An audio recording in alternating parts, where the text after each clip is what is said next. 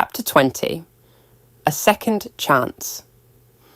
Max and Monica eventually reached another miner's break room. At first glance, it looked almost identical to the one where Monica had first appeared before him. The same rough stone walls, the same tired benches, the same dusty traces of workers who had once used the space as a brief shelter from the harsh labour of the mines. Yet this room carried a heavier atmosphere. The air felt tighter, colder, as though the mine itself were holding its breath. At the far end stood a large metal door, its surface dull beneath years of grime, but still solid and imposing. Beyond it lay the Zelmite ore Max had been sent to find. Monica knew that door. More than that, she knew this place.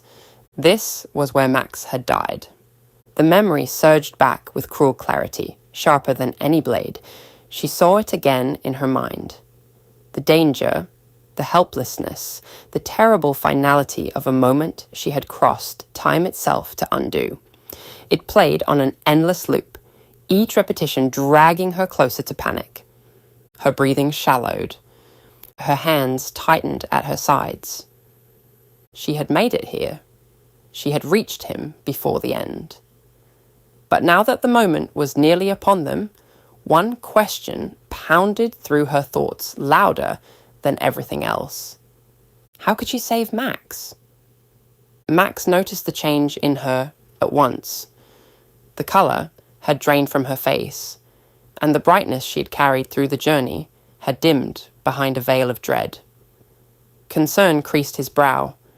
"Monica, are you all right?" She did not answer.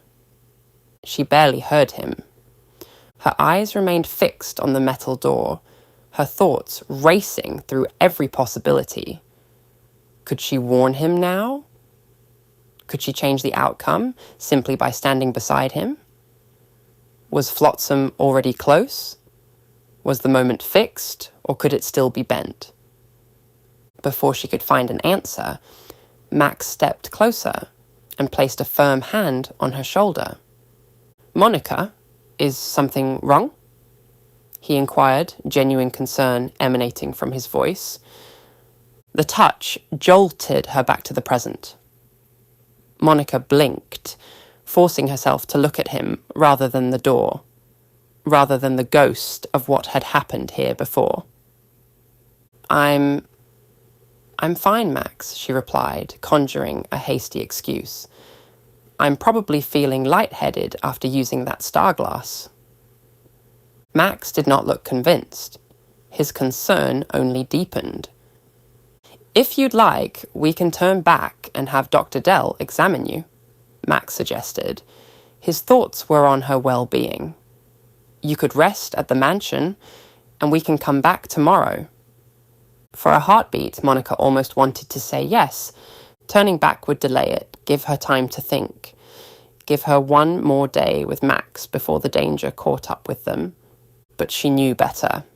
Time had brought her here for a reason. If they left now, there was no guarantee the same chance would come again. Flotsam was near. The confrontation was already gathering around them like a storm.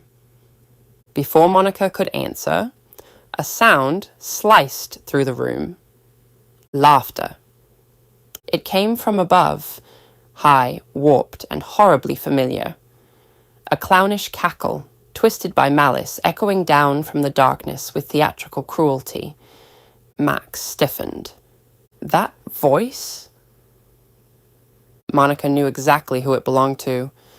The sound struck her with the force of remembered terror.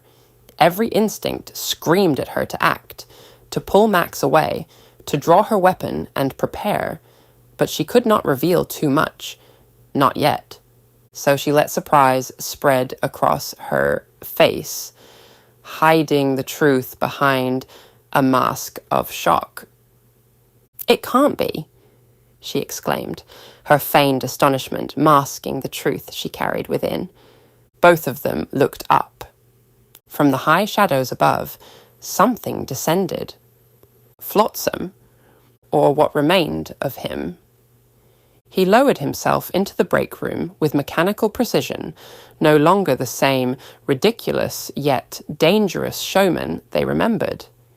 His body had been rebuilt into something far more monstrous. 3/4 of his face still appeared organic, though twisted by rage and vanity, but the rest had been replaced with cybernetic enhancements. One eye had become a glassy, artificial lens, glowing with cruel intelligence and advanced targeting systems. His torso had been reinforced with Zelmite metal, giving his body an armoured strength that looked almost impossible to break. His hands were gone, replaced by weapons. One arm ended in a vicious drill, while the other bore a circular, gripping mechanism capable of crushing, seizing, or tearing apart whatever it caught. His feet were mechanized, heavy and precise, and sleek nova jets flared at either side of his lower back, allowing him to hover, lunge, and reposition through the air with terrifying speed. Metal Flotsam was not merely repaired. He had been upgraded. His arsenal made that clear. The drill could tear through stone and steel. The claw grip could pin an enemy in place before they had time to escape. The artificial eye built into his damaged face pulsed with stored magic, ready to release destructive beams with deadly accuracy. And floating near him was a modified robomb. It resembled the old weapon Max and Monica knew, but it had been redesigned into something sleeker and far more ominous. Its once bumpy red shell had been replaced with a smooth black casing, polished like obsidian and humming with unstable power. Flotsam looked down at them with theatrical delight, his hatred barely concealed behind a grin. He had not forgotten his defeat, not for a second. The humiliation Max and Monica had dealt him still burned inside him, twisted by time into an obsession. Whatever new master had rebuilt him, they had not erased his grudge. They had sharpened it. Okay, folks, this time you're definitely going to be toast. You think I can let you off lightly for what you've done to me? Max stared at him, confusion cutting through his alarm. Hang on. So Flotsam wasn't being controlled by Griffin? Monica's eyes narrowed. Her voice carried a grim acceptance. Guess he's just rotten on his own. Flotsam gave a sharp, contemptuous laugh at the mention of his former master. Griffin's name no longer seemed to inspire loyalty or fear in him.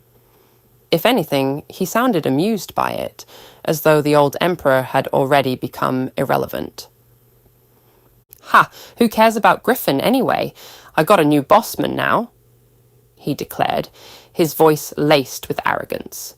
With a derisive chuckle, he continued. Griffin was a Girl Scout compared to this guy. Max's grip tightened around his weapon.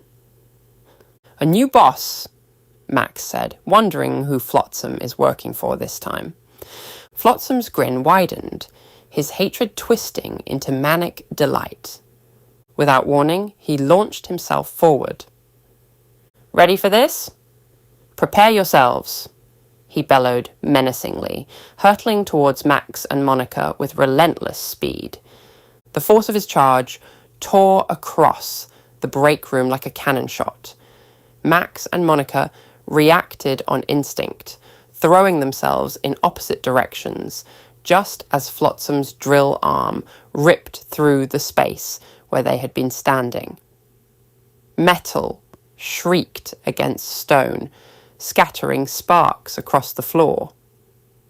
They landed hard but recovered quickly, weapons drawn, eyes locked on their enemy. There was no time for fear now. Flotsam came at them again with brutal momentum, his upgraded body moving with horrifying precision. The Nova jets built into his lower back flared, allowing him to dart through the air in sudden bursts. His drill arm spun with a vicious mechanical whine, while his circular claw snapped open and shut, searching for anything it could seize and crush. Max and Monica fought back with everything they had. Max met Flotsam head-on, relying on timing, grit, and the raw power of his legend hammer. Monica moved around the edges of the fight, striking whenever Flotsam overextended, forcing him to divide his attention. Together, they pushed against the monstrous clown's assault, but his reinforced body made every blow feel harder won than the last. Yet it soon became clear that Flotsam's true focus was Max.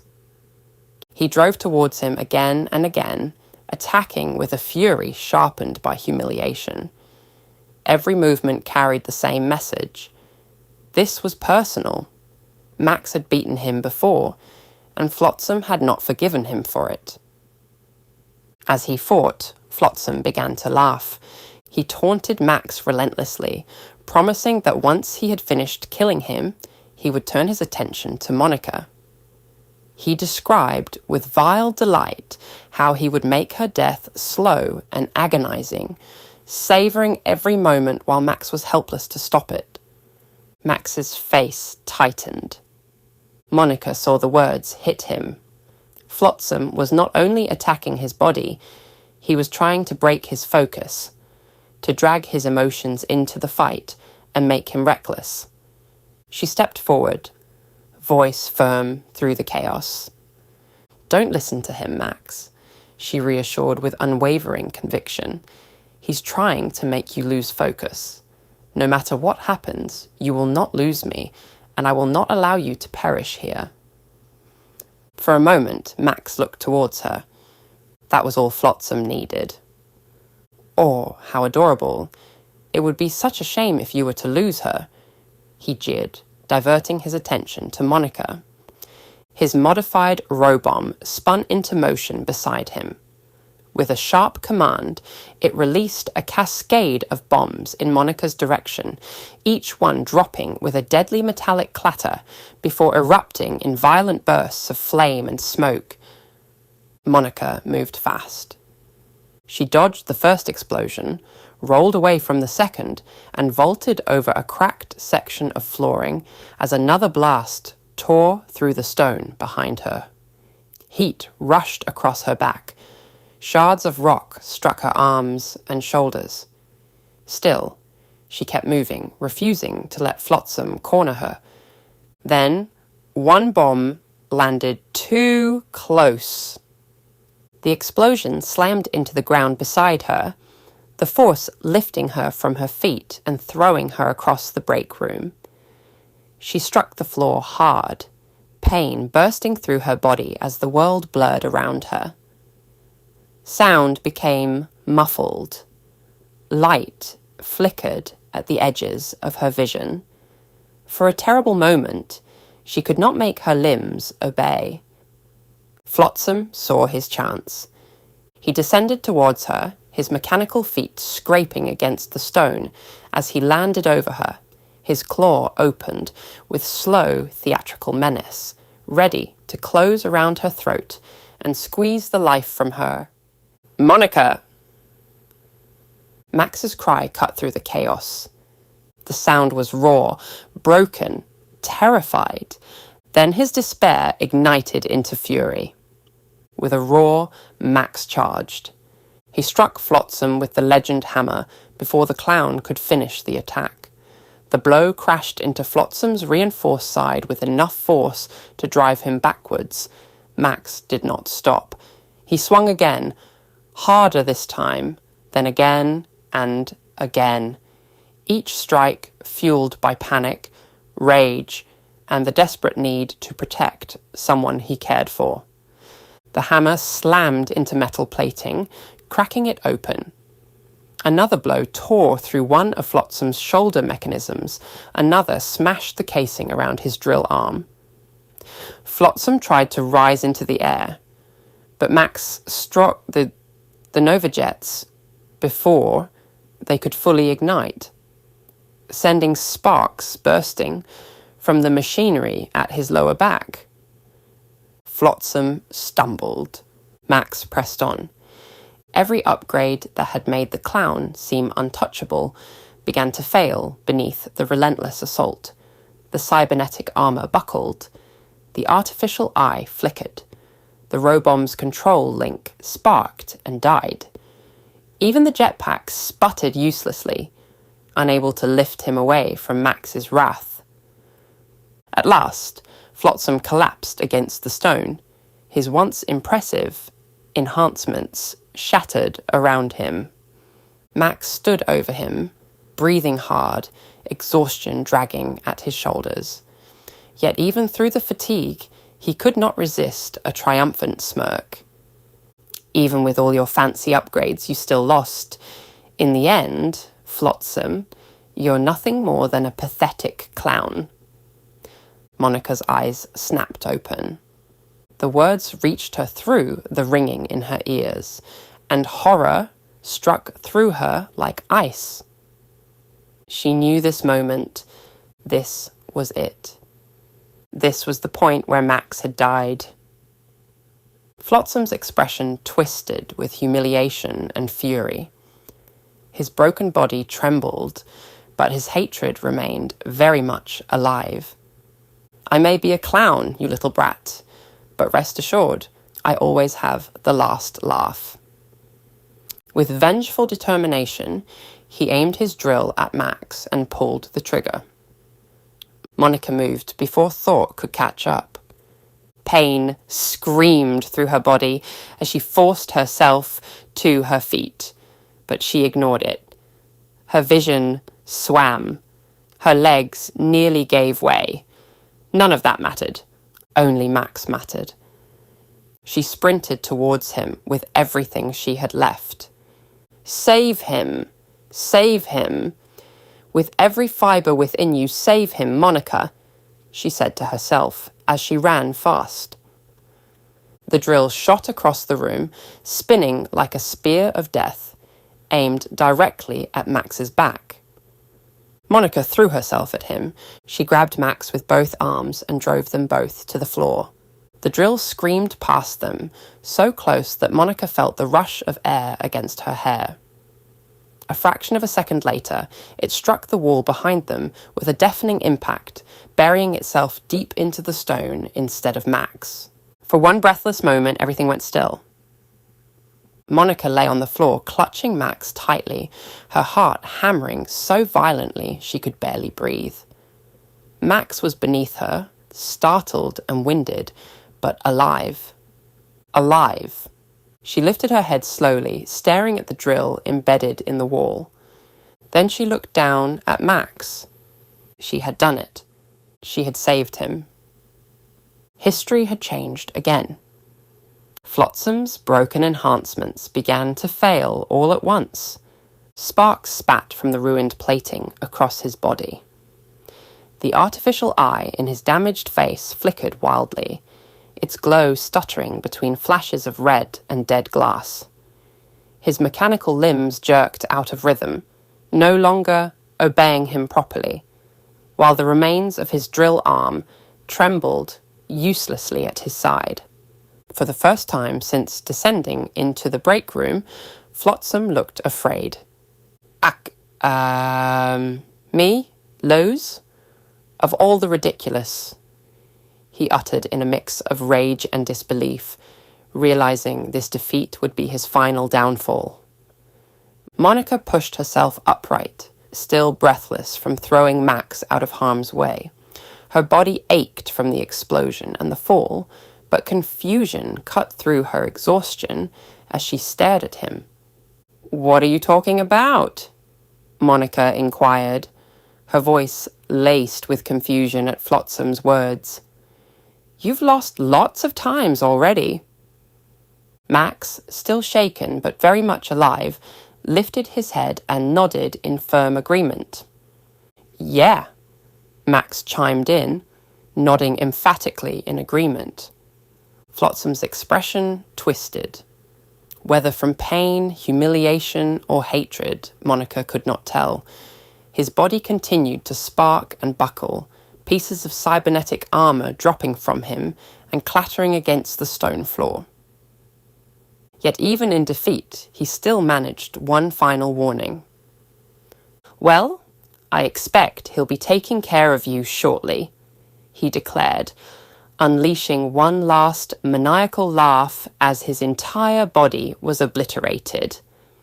The explosion tore through what remained of him in a violent burst of metal, smoke, and flame. Max and Monica shielded themselves as fragments scattered across the break room, bouncing against the stone walls before finally falling silent. Then there was nothing, no laughter, no threats, no twisted clownish voice echoing through the mine. Flotsam, the nightmare who had tormented Max, the mayor, and the people of Palm Brinks, was finally gone. For a moment, Monica simply stared at the blackened scorch mark where he had stood. Relief should have come easily, but his final words lingered like smoke in her mind. A new boss. Someone worse than Griffin, if Flotsam was to be believed. Who could he be? Monica queried Max, puzzled about the identity of Flotsam's new boss. Max pushed himself up onto one elbow, his expression clouded with uncertainty. After everything they had faced, he clearly had no better answer than she did. "Who knows?" He responded nonchalantly. Despite the casualness of his words, Monica could tell he was troubled. Still, Max was Max. Even bruised, exhausted, and almost killed moments earlier, he began to gather himself and turn his attention back towards the mission.